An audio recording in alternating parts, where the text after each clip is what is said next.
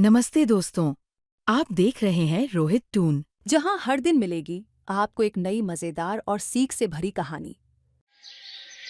खुशी अपनी माँ देवयानी के साथ हरिपुर में रहती थी। खुशी के पिता नहीं थे, इसलिए देवयानी को खुशी की देखभाल की ज्यादा चिंता रहती थी। मैं चाहती हूँ मेरी बच्ची खुशी को मैं जीवन में हर सुख सुविधा दूं, पर इसके लिए मुझे और मेहनत करनी होगी। मुझे मजदूरी के काम को ज्यादा से ज्यादा करना होगा। देवयानी मजदूरी के लिए जाती तो खुशी को भी अपने साथ ले जाती। देवयानी काम करती रहती और खुशी वहीं पास में ही खेलती रहती। माँ, तुम रोटी खाओ, मैं अभी आई। ये ले, रोटी खानी है? भूख लगी है? ठीक है, तू मेरी रोटी खा ले, मैं बाद में खा लूंगी। अरे खुशी, तुझे तो भूख लगी थी, अपनी रोटी कहाँ छोड़ आई? माँ, वो सामने गाय को भूख लगी थी, उसे खिलाती। मुझे पता था मेरी प्यारी बेटी खुशी अपने हिस्से की रोटी भूखे जानवरों को खिला देती है, इसलिए मैंने ये एक रोटी तेरे लिए बचा कर रखी थी। आजा, खा ले। देवयानी जानती थी कि खुशी की आदत है वो अपने हिस्से का भोजन भूखे जानवरों को खिला देती है। खुशी को भूखे जानवरों को भोजन खिलाने से बहुत खुशी मिलती है। देवयानी काम करती थी और खुशी रोजाना ही जानवरों को खाना खिलाती थी। एक दिन, खुशी बेटा, आज मुझे काम पर जल्दी आना था, इसलिए मैंने रोटी नहीं बनाई थी। आज हम दोनों ये डबल रोटी खाकर ही गुजारा कर लेंगे। ये ले, तू डबल रोटी खा, तब तक मैं काम निपटा कर आती हूँ। देवयानी काम करने लगती है। खुशी जैसे ही अपनी डबल रोटी खाने लगती है। अरे, ये कुत्ता तो देखने में बहुत सुंदर है, इससे पहले तो मैंने आज तक इसे यहाँ नहीं देखा। मैं इसे ये डबल रोटी खिलाकर आती हूँ। अरे, कहाँ भाग रहे हो? रुको, ये देखो, मैं तुम्हारे लिए डबल रोटी लाई हूँ, ये लो, खा लो। खुशी कुत्ते के पीछे पीछे जाने लगती है। वो कुत्ता एक जंगल की ओर चला जाता है। खुशी भी कुत्ते के पीछे पीछे जंगल में चली जाती है। अरे, ये तो मैं जंगल में आ गई, पर वो कुत्ता कहाँ गया? वो रहा। देखो, मैं तुम्हारे पीछे पीछे इतनी दूर जंगल में आ गई। अब तो डबल रोटी खा लो, तुम्हें भूख लगी होगी। कितनी देर से तुम्हें आवाज लगा रही थी। खुशी उस कुत्ते को डबल रोटी देती है और वो डबल रोटी खा लेता है। खुशी वापस अपनी माँ के पास आ जाती है। अगले दिन खुशी को वही कुत्ता दोबारा दिखाई देता है। अरे, तुम रुको, मैं तुम्हारे लिए रोटी लेकर आती हूँ। क्या हुआ? क्या तुम्हें रोटी अच्छी नहीं लगती? अच्छा, तुम डबल रोटी खाते हो, ठीक है, मैं तुम्हारे लिए कल डबल रोटी लेकर आऊंगी। अगले दिन से खुशी उस कुत्ते के लिए डबल रोटी लाने लगी। खुशी, तुम ये रोजाना डबल रोटी का पीस किसके लिए लेकर आती हो? माँ, यहाँ पर एक ऐसा कुत्ता है जिसे डबल रोटी खाना पसंद है, इसीलिए मैं रोजाना एक डबल रोटी का पीस उसे खिला देती हूँ। उसका पेट भर जाता है और वो खुश होकर चला जाता है। चल, ठीक है मेरी बिटिया, मेरा काम खत्म हो गया है, अब हम घर चलते हैं। अगले दिन सुबह के वक्त जब देवयानी काम पर जाने लगती है। क्या हुआ माँ, आज तुम सोकर नहीं उठी? आज काम पर नहीं जाओगी माँ? पता नहीं, सिर में बहुत तेज दर्द हो रहा है और शायद बुखार भी है, तो आज काम पर नहीं जा पाऊंगी। माँ, आप लेटी रहो, मैं आपका सिर दबा देती हूँ। खुशी, आज तो कुछ खाने के लिए भी नहीं है, तुझे तो भूख लगी होगी ना बिटिया? नहीं माँ, मुझे बिल्कुल भी भूख नहीं है। रात को तुमने 2 रोटी खिला दी थी ना, तो अभी तक पेट भरा हुआ है। देवयानी मन ही मन रोने लगती है। मैं जानती हूँ खुशी, तू मुझसे झूठ बोल रही है, तुझे भूख लगी है, पर तू मुझे कुछ नहीं बोलेगी क्योंकि तू जानती है कि तेरी माँ के पास इतने पैसे नहीं है कि वो तुझे आज कुछ खिला सके। देवयानी दुखी हो जाती है, पर वो खुशी को ऐसे भूखा नहीं देख सकती थी। वो बोली, खुशी, जहाँ मैं मजदूरी करने जाती हूँ उन ठेकेदार के पास जाना और बोलना मेरी तबीयत ठीक नहीं है, आज मैं काम पर नहीं आऊंगी। वो मुझे 20 रुपए उधार दे दे तो उनकी बड़ी मेहरबानी होगी। बोलना मेरी आगे की मजदूरी में से काट लेंगे। ठीक है माँ, मैं ठेकेदार से 20 रुपए उधार लेकर आती हूँ। खुशी ठेकेदार के पास उधार के पैसे लेने जाती है। अपनी माँ को बोलना मैं काम के पैसे देता हूँ, काम करो और पैसे लेकर जाओ।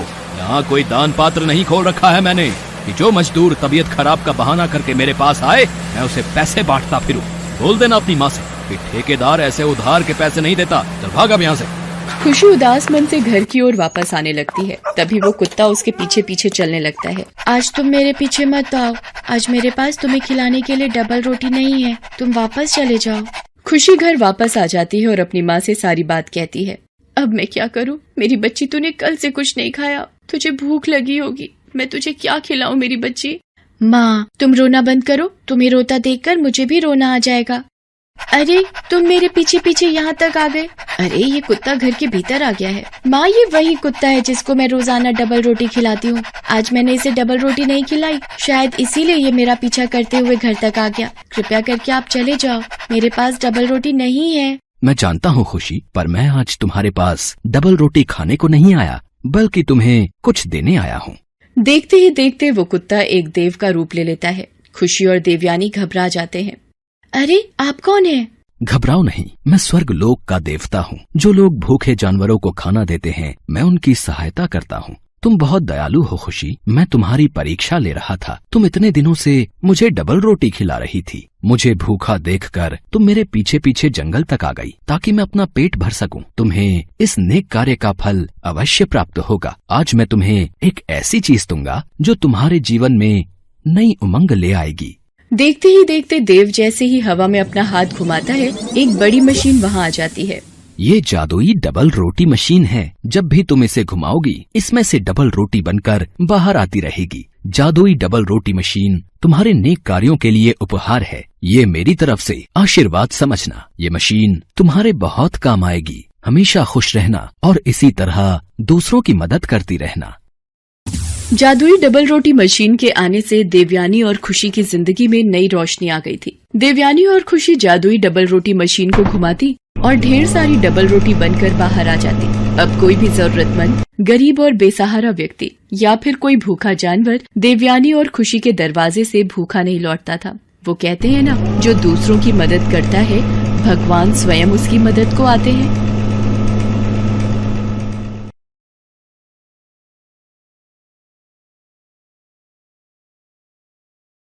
सोनपुर गांव में केशव नाम का एक गरीब मजदूर रहता था।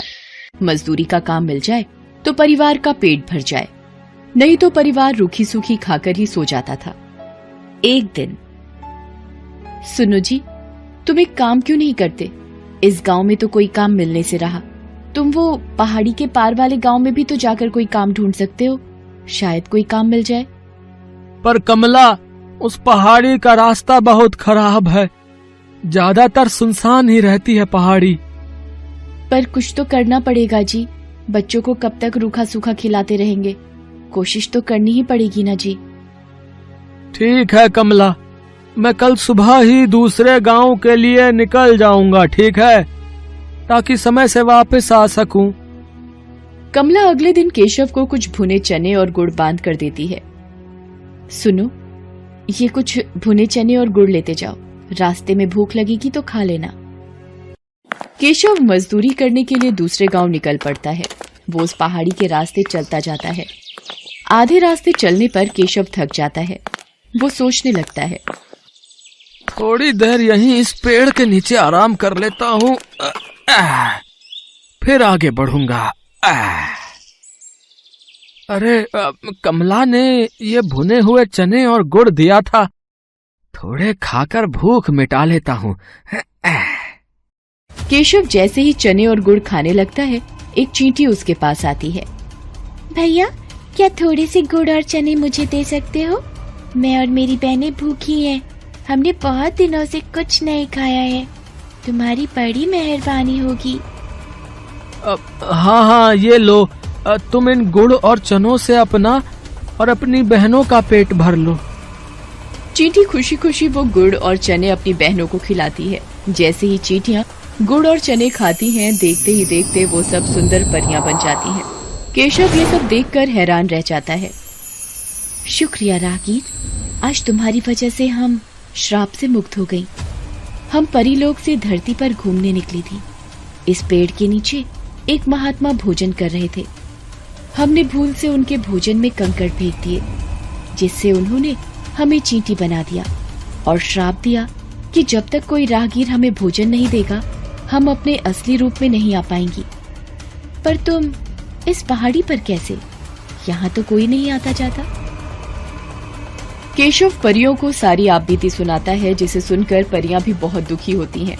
वो केशव से कहती हैं, तुम चिंता मत करो केशव, तुमने आज हमारी सहायता की है, इसलिए हम भी बदले में तुम्हें कुछ देना चाहते हैं। ये जादुई चूल्हा है, इस पर बर्तन रखते ही ये जल उठेगा और तुम जो भी कुछ खाने को मांगोगे बर्तन में पक जाएगा। मैं तुम्हें एक मंत्र बताती हूँ। जैसे ही तुम एक थी दुल्हन एक था दूल्हा, बंद हो जा जादुई चूल्हा बोलोगे, चूल्हा खाना पकाना रोक देगा। केशव को जादुई चूल्हा देकर परियां अपने लोक में वापस चली जाती हैं। केशव वो चूल्हा लेकर खुशी खुशी घर वापस आ जाता है। अरे तुम तो बहुत जल्दी वापस आ गए, और ये चूल्हा कैसा? अरे कमला रुको, मैं तुम्हें एक जादू दिखाता हूँ। तुम एक पतीली लेकर आओ। हाँ। कमला एक खाली पतीली लेकर आती है। केशव पतीली को जादुई चूल्हे पर रखता है और चूल्हा जल उठता है। केशव दाल बोलता है और पतीली दाल से भर जाती है। केशव एक एक करके चूल्हे पर बर्तन रखता जाता है और मिनटों में सारा खाना बनकर तैयार हो जाता है। ये देखकर कमला और बच्चे बहुत खुश होते हैं। देखा कमला, मिनटों में सारा खाना इस चूल्हे पर तैयार हो रहा है। और कुछ चाहिए तो बोलो। बस बस, अभी इतना बहुत है हमारे लिए। ठीक है, मैं इस चूल्हे को अब बंद कर देता हूँ। एक थी दुल्हन, एक था दूल्हा, बंद हो जा जादुई चूल्हा। केशव मंत्र बोलता है और चूल्हा बंद हो जाता है। अब केशव के परिवार को भूखा भी नहीं सोना पड़ता था। एक दिन, सुनो जी, मैं सोच रही हूँ क्यों ना हम एक चाय का ढाबा खोल लें। इस चूल्हे पर चाय और पराठे बनाकर बेचा करेंगे। इससे थोड़ी कमाई भी होनी शुरू हो जाएगी और तुम्हारी काम की तलाश भी बंद हो जाएगी। कह तो तुम ठीक रही हो कमला, बिल्कुल ठीक है। अब मैं एक दुकान किराए पर ले लेता हूँ। जो पैसे आएंगे उससे किराया भी भर देंगे और घर खर्च भी निकल आएगा। केशव घर के नजदीक ही एक छोटी सी दुकान किराए पर ले लेता है और जादुई चूल्हा रखकर चाय बनानी शुरू कर देता है। धीरे धीरे केशव का चाय नाश्ते का ढाबा चल पड़ता है। आने जाने वाले लोग केशव के ढाबे पर रुककर चाय पराठे खाया करते थे। जिन गरीबों के पास पैसे नहीं होते थे, केशव उन्हें मुफ्त में ही खाना बांट दिया करता था। उसे अपनी गरीबी के दिन याद थे। धीरे धीरे केशव की गरीबी की हालत में सुधार होने लगता है।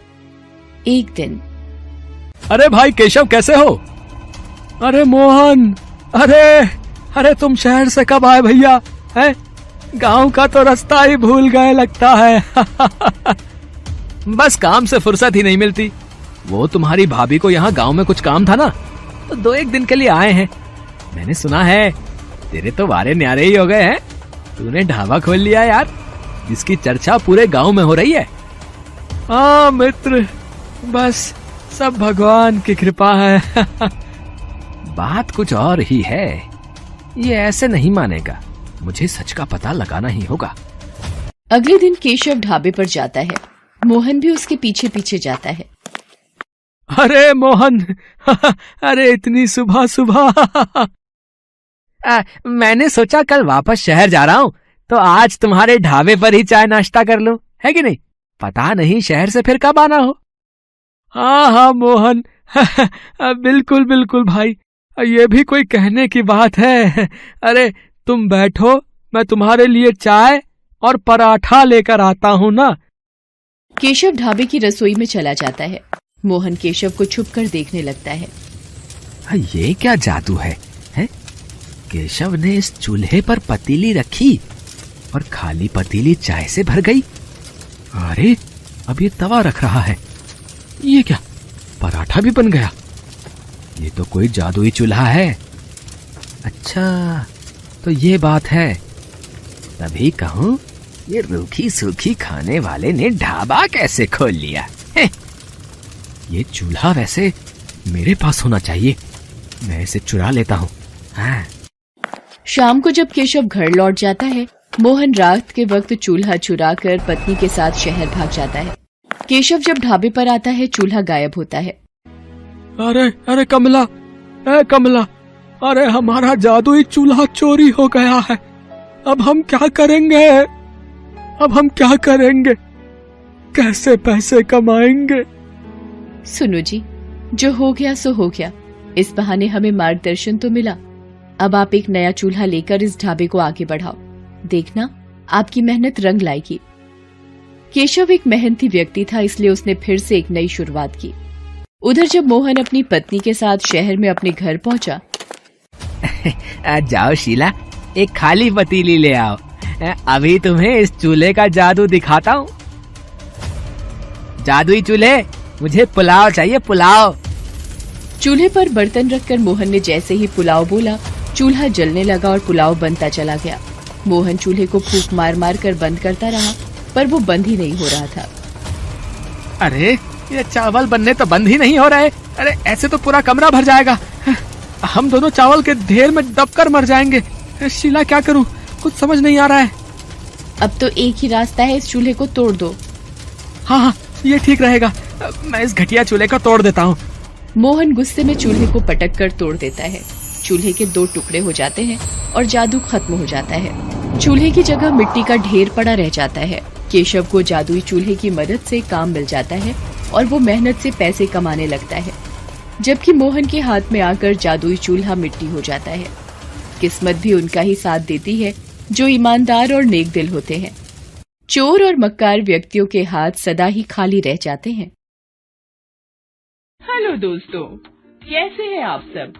हमारी कहानियाँ देखने के लिए हमारे चैनल को सब्सक्राइब कीजिए और हाँ, बेल आइकॉन पर क्लिक करना मत भूलिएगा।